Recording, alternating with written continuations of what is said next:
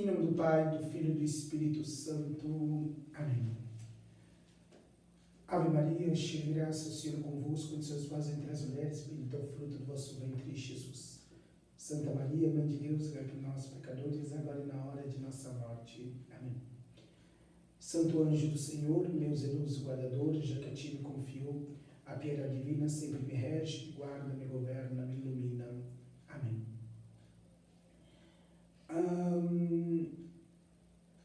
Quero agora também me dirigir a Nossa Senhora, pedindo as luzes do Espírito Santo também sobre esse encontro que estamos tendo. Lembrai-vos, ó Puríssima Virgem, que nunca se ouviu dizer que algum daqueles que têm a vós recorrido, implorado vossa assistência, reclamado vosso socorro, fosse por vós algum desamparado. Animado eu, pois, com igual confiança, a vós, Virgem, de toda singular como mãe recorro, de vós me vai, gemendo sob o peso de meus pecados e prostros aos seus pés. Não desprezeis as minhas súplicas, o nome do Filho de Deus mandado, mas dignar-me, eu venho propício, e alcançar-me sempre que vos rogo. Assim seja. Em nome do Pai, do Filho e do Espírito Santo. Amém. Olá, eu sou o Padre César, da paróquia Jesus de Nazaré, Itapecerica, Diocese de Campo Limpo, São Paulo. E estamos no nosso programa Mariale, né? São algumas lições aqui de Mariologia. Falamos o que é Mariologia, que é uma ciência teológica que estuda diretamente a Nossa Senhora, que é o grande mistério de Deus. Falamos depois das fontes da Mariologia, que está na palavra de Deus, a Bíblia, a tradição e o magistério. De verdade, são essas três fontes fundamentais que a Mariologia se encontra. E de verdade também temos, além disso, né, nós temos também a questão além da questão própria das fontes, agora estamos analisando um pouco da história, uma breve história da Mariologia, como a Mariologia foi se estruturando no passar do tempo, no decorrer do tempo. Começamos com falando da Mariologia em três grandes períodos, né? A Mariologia na Igreja Antiga, a Mariologia na Idade Média, e agora entraremos na Mariologia na Idade Moderna e Contemporânea, né? Chegando até um pouco dos nossos tempos, né? Como o estudo sobre Nossa Senhora foi se desenvolvendo nesses últimos da Idade Moderna para cá. Como vemos, cada idade tem as suas divisões e subdivisões, né? Começando na Idade Moderna, Mariologia na Idade Moderna. Tem um primeiro período que vai do tempo dos protestantes aos jansenistas, né? Tem dos protestantes aos jansenistas, da Reforma Protestante, de Martinho Lutero, até os jansenistas. Muito bem.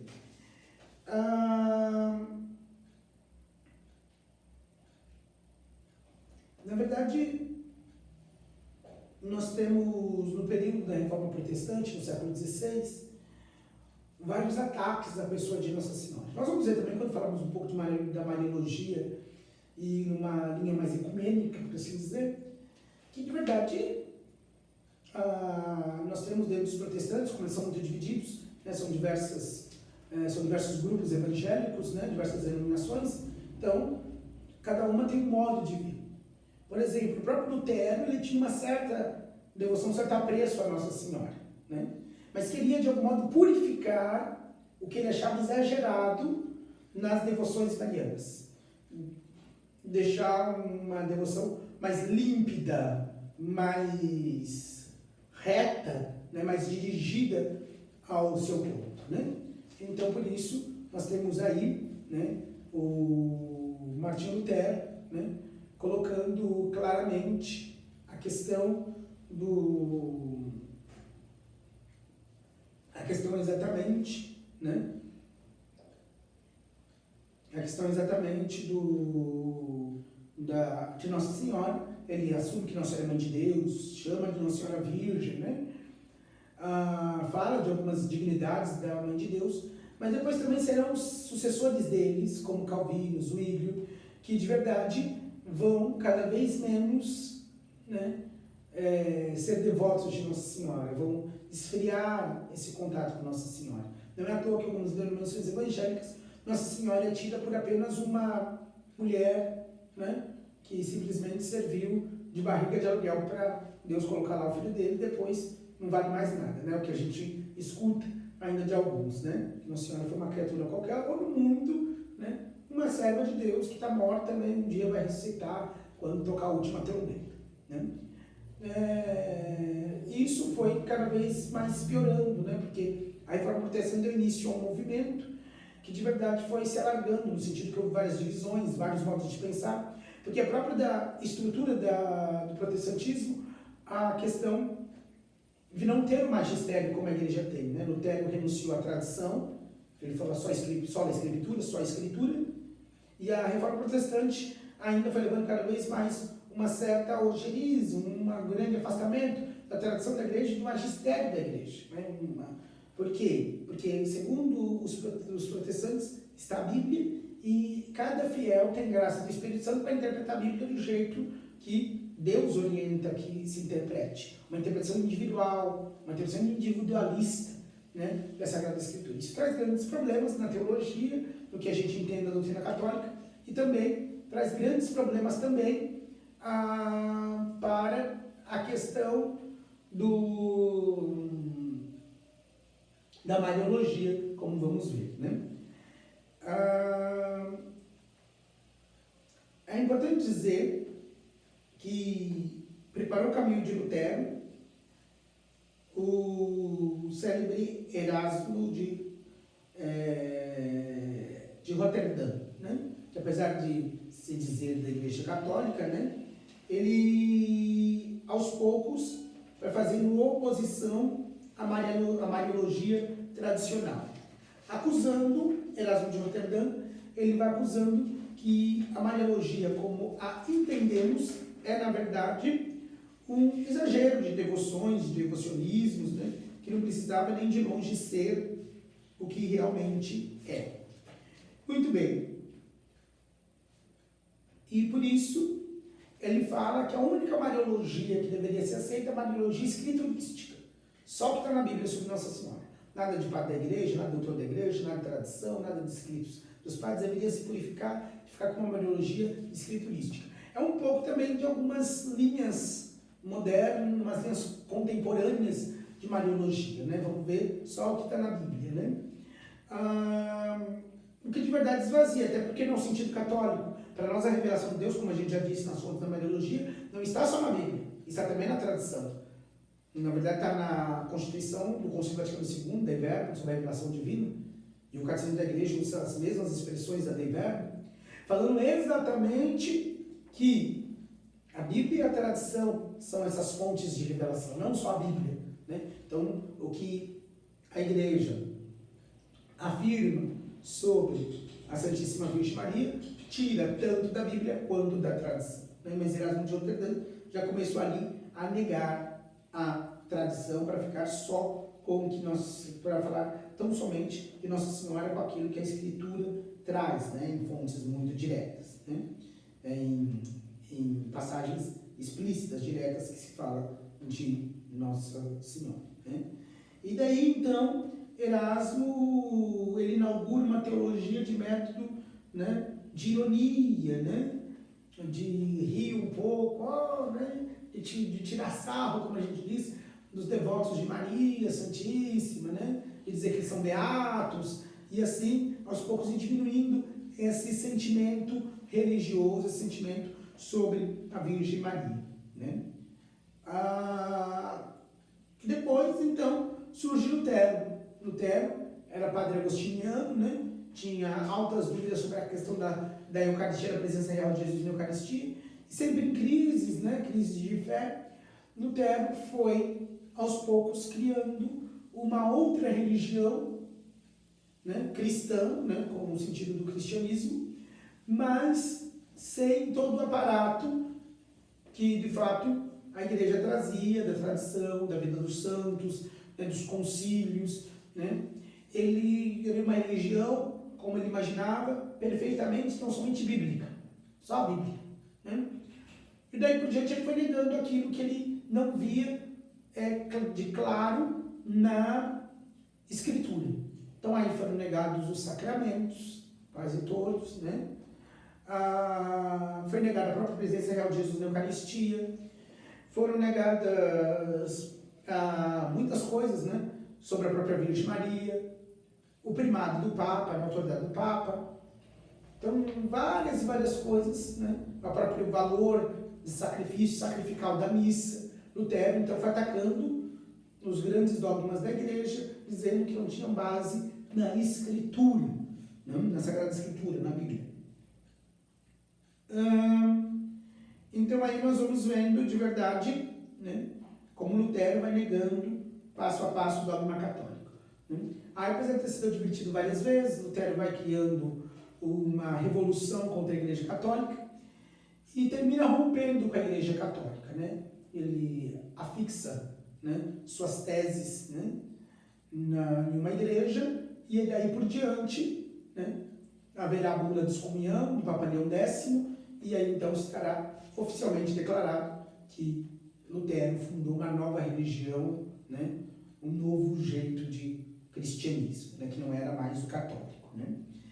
E daí por diante, então, ele e os seus seguidores, né, terão uma mariologia cada vez mais fria, né? No sentido da Virgem Maria, cada vez mais frio. E Nossa Senhora foi cada vez mais colocando de lado, com a ideia clara, né, com o pressuposto de que eles estariam colocando Cristo no centro, então Nossa Senhora vai sendo abafada. Nós vemos algumas linhas, né, de mariologia, até com teólogos atuais, né, formados atualmente, né, que tem isso muito claro de uma mariologia, né, que precisa ser depurada, né? Uma mariologia onde parece que as pessoas colocam muito Nossa Senhora lá e é Cristo e só Cristo, né? Mas isso também tira Nossa Senhora em alguns títulos, algumas verdades de fé que foram proclamadas nesses tempos também, né? Há que se ter um equilíbrio, certamente, né? Mas também nós vemos graves riscos quando de verdade a gente pensa exatamente na questão de uma mariologia, né? Simplesmente quando se vê uma Nossa Senhora como mulher muito normal e pronto, acabou, né? E não se dá a ela a devida dignidade que o próprio Deus lhe deu, como vemos na própria palavra. Muito bem. E aí, então, nós vamos vendo que esse caminho, né, foi uma grande decadência, né, sobre a questão de Nossa Senhora, ainda que Lutero tem até uma boa visão sobre a Virgem Maria em diversos pontos, mas os seus seguidores foram, século XVI adentro, né, os pseudo-reformadores, foram assim, tornando a coisa bem mais complicada, né?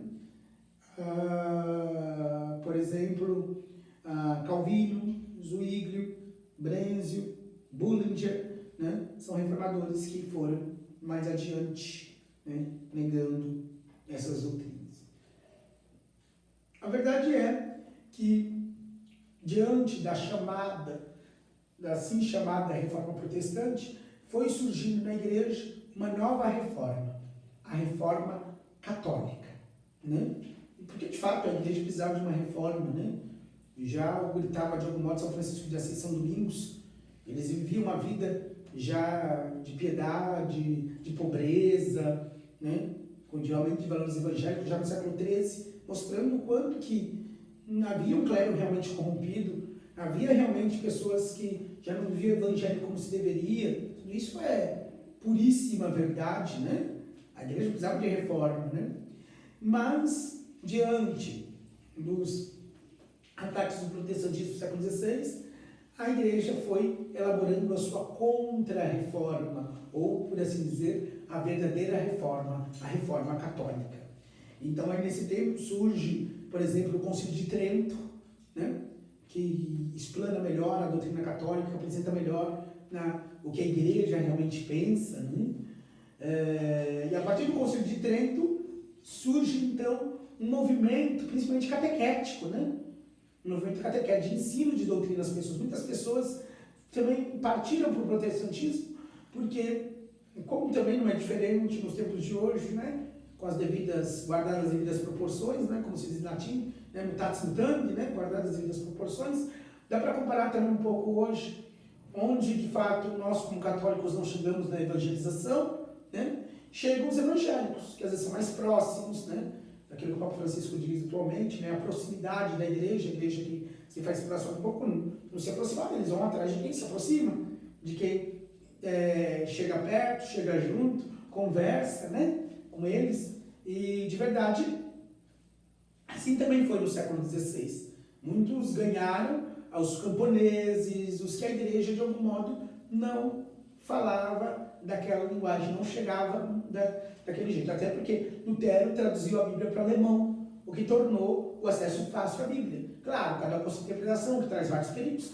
mas a Bíblia estava na mão de muita gente na Alemanha, né? E isso fez com que o protestantismo tivesse uma certa popularidade em diversos pontos da Europa. E, de fato, então, a igreja teve sua reação. E a reação foi muito positiva nesse sentido. Porque, como diz José Maria Escrivá, as crises que vivem a história, são crises de santos. Porque daí, nesses tempos, que surgem os grandes santos da igreja, né? E assim, um movimento na igreja, um movimento catequético, né? Um movimento de ensino para as pessoas, né? Surge por aí, os grandes catecismos da igreja, né? Surgem logo depois do Concílio de Trento. E grandes santos, né? Que de verdade elaboram a Mariologia até como uma resposta aos ataques protestantes sobre Nossa Senhora. E aí temos a lista de algum deles, dessa época, né? São Pedro Canísio, né? Que tem um livro chamado De Beata Virgine Incomparabile, né? A minha incomparável bem-aventurada Virgem Maria. São Bento Arminio, né? Com suas disputações e contiones, né? Francisco Soares, com as disputações de Mistério Vitae Christi, né? As suas disputas sobre os mistérios da vida de Cristo, né? João Batista Novati, de Eminência Dei Pari, né? A Eminência da Mãe de Deus. São Lourenço de Brindisi, né? Também outro da igreja, com São Valiosíssimo Mariale, né? A literatura mariana do século XVI supera, ao menos em quantidade, a dos séculos precedentes, né?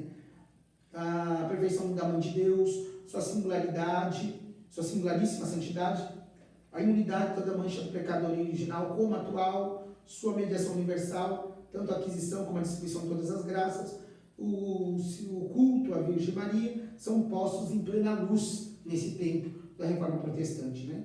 Daqui o notável progresso da ciência mariana e daí, então, né, da grande confusão que foi a Reforma Protestante, né? Nesses tempos, Deus tira o bem, né? Deus tira bem até do mal, então, de verdade, ele conseguiu aí fazer com que a Mariologia ganhasse, né, um novo brilho justamente nesse tempo onde Nossa Senhora foi fortemente atacada, sua missão, seu culto, né, seus privilégios, nesse tempo da Reforma Protestante. Bem, chegamos aí ao século XVII com os jansenistas, né? E aí nós temos a segunda parte da Idade Moderna. Dos jansenistas, a definição do dogma da Imaculada Conceição. Aí é um segundo período.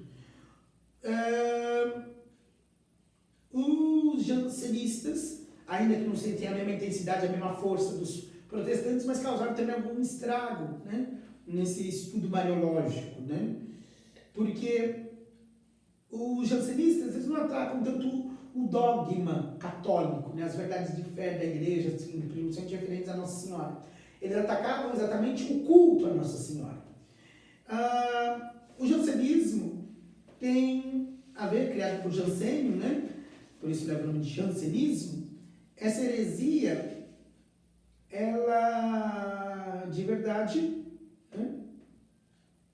Ela de uma primeira fase de modo indireto, depois de modo direto, ataca todo o culto à bem-aventurada Virgem Maria, né? E o jansenismo, ele tinha uma visão muito rígida da religião, porque ele trazia de uma interpretação equivocada de Santo Agostinho a ideia da predestinação, onde de verdade, uma coisa também que o protestantismo, que as reformas protestantes traziam também um pouco, né, da predestinação. Então, só alguns são predestinados ao céu, segundo os jansenistas.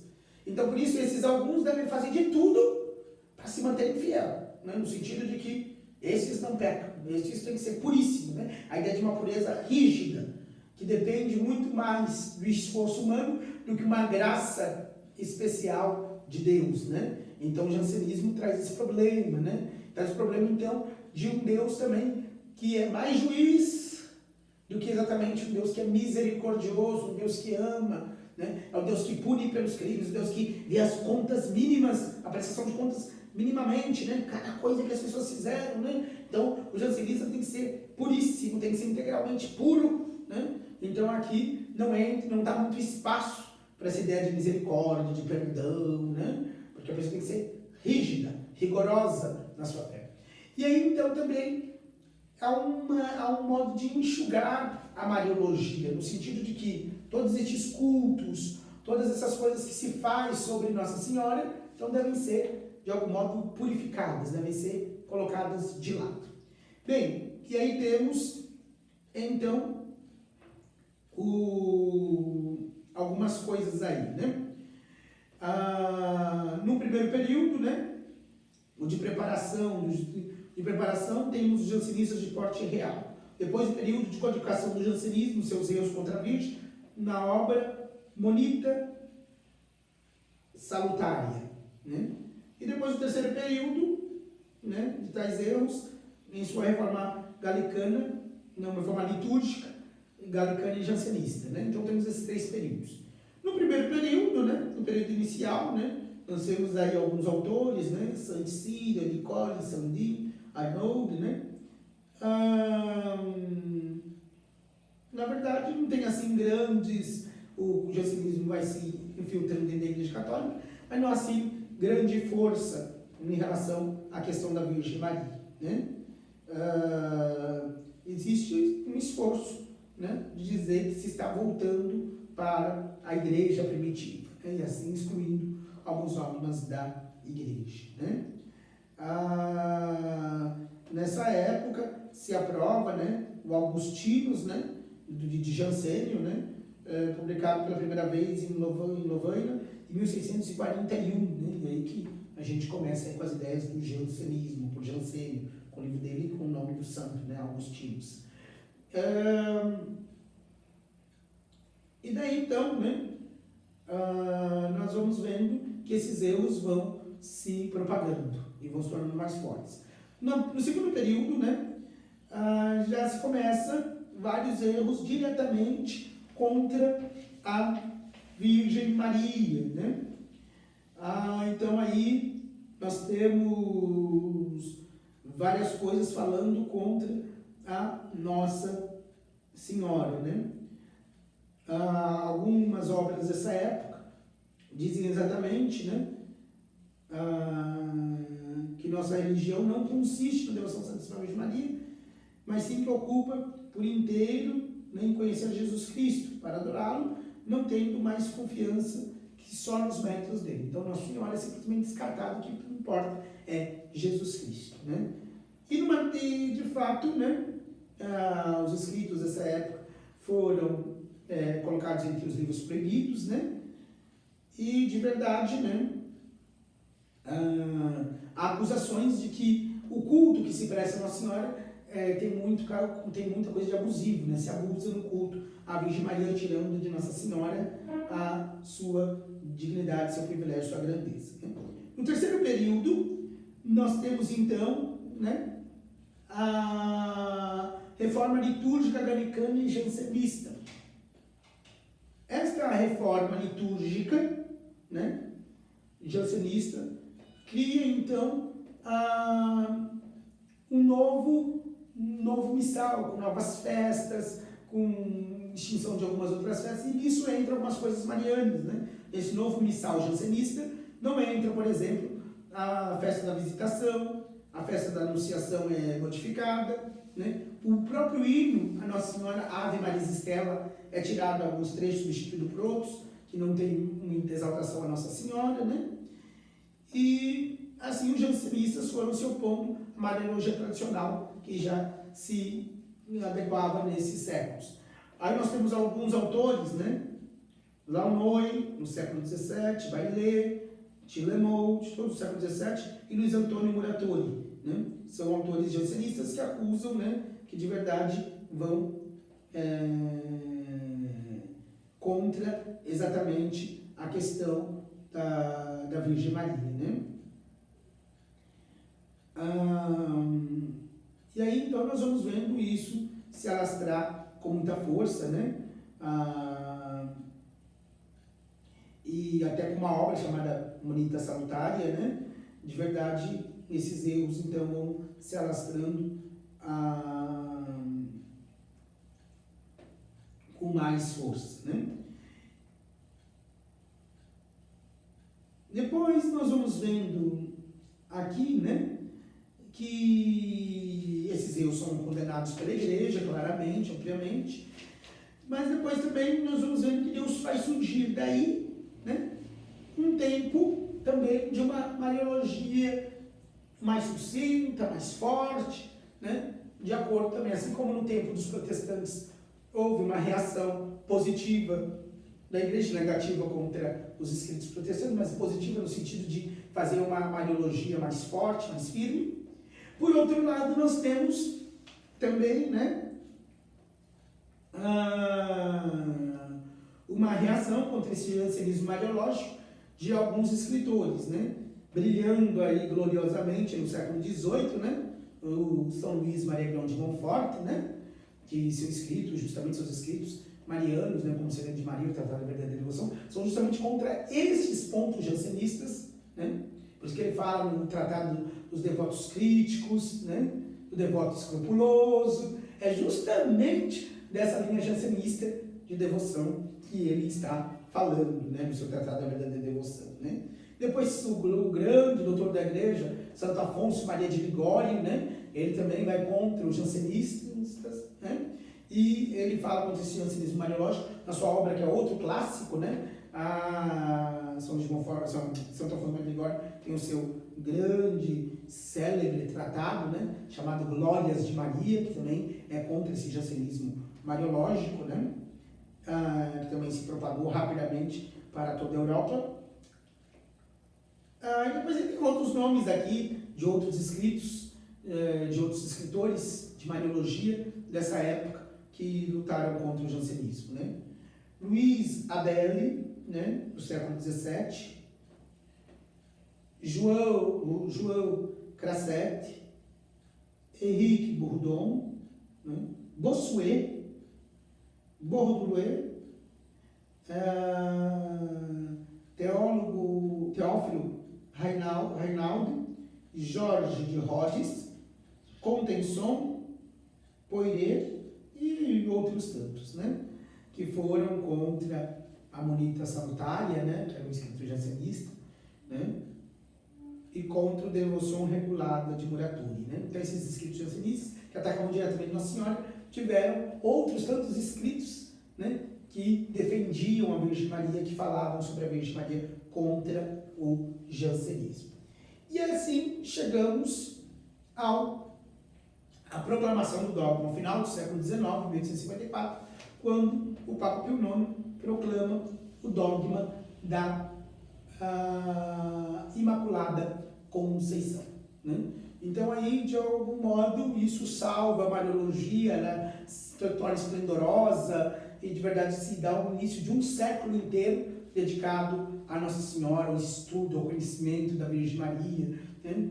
E como vamos ver adiante, mas de verdade parece que o século XIX foi realmente a maior resposta contra os séculos precedentes, os 3 séculos precedentes do século XVI, XVII, XVIII, quando houve tantos ataques dos protestantes quanto dos jansenistas ao culto e às verdades proclamadas sobre a Virgem Maria, sobre o estudo de Nossa Senhora.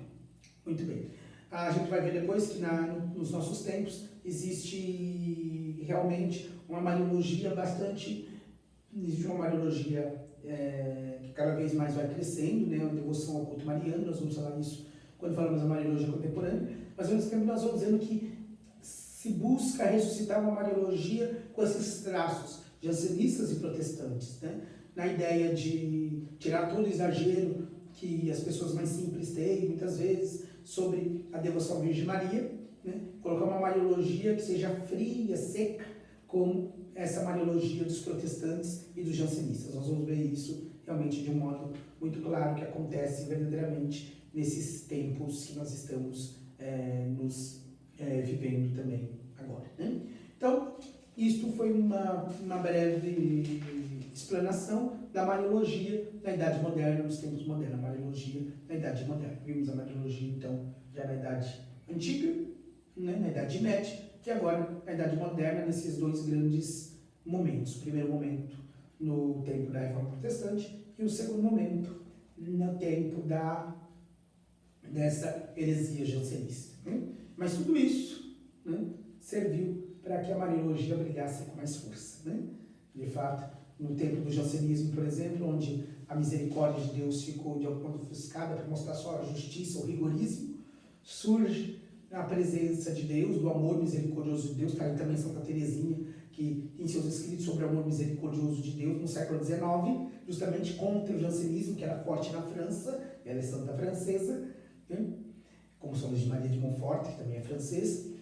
De verdade, toda essa clareza, né, desse culto mariano que vai surgir em santos, em grandes santos, como por exemplo também São João Elves, Santa Margarida Maria, né, todos os santos franceses que eu falei aqui, né, Margarida Maria, João Elves, Luís Maria de Montfort, Teresinha do Menino Jesus, são todos santos franceses, porque na França é que surge com força o jansenismo em diversos períodos. Nesses períodos, Deus faz brotar grandes santos que exaltam o amor a Deus, o amor de Deus, Deus que nos ama, e também essa figura de Nossa Senhora que, como mãe, só dizer que ela é mãe, a gente já entende que ela, como nós dizemos na nossa rainha, que ela é mãe de misericórdia, que ela manifesta essa misericórdia de Deus, esse amor de Deus, que ao mesmo tempo nos quer santos, mas ao mesmo tempo nos acolhe como pecadores para que nos tornemos santos, né? Que nos perdoa, que tem paciência conosco, né?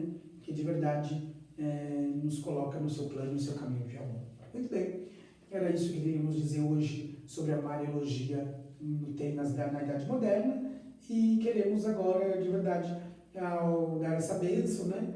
Que de fato cresça em nós o amor a Jesus e a Virgem Maria. Lembrando que você que está entrando agora no nosso canal, né, da Paróquia Jesus de Nazaré, Paróquia Jesus de Nazaré da Psica da Serra, você chegou, viu esse vídeo aqui, ainda não se inscreveu no canal, se inscreva no nosso canal, né, precisamos de mais inscrições, né. De verdade, também além da inscrição, você pode, de verdade, curtir esse vídeo, né, tá vendo o joinha aí, ó, bonitinho, tecla no joinha, curte nosso vídeo.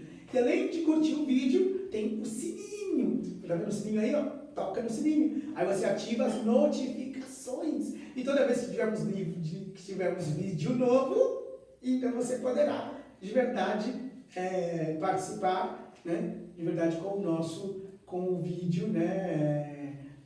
Poderá saber que tem vídeo, e poderá ainda fazer que outros vejam esse vídeo compartilhando o vídeo. Você gostou, né? Deu like. E agora você compartilha esse vídeo para que outras pessoas conheçam mais sobre Nossa Senhora. E conhecendo mais Nossa Senhora, conheçam mais Jesus. E assim, amem mais Nossa Senhora e amem mais a Jesus Cristo.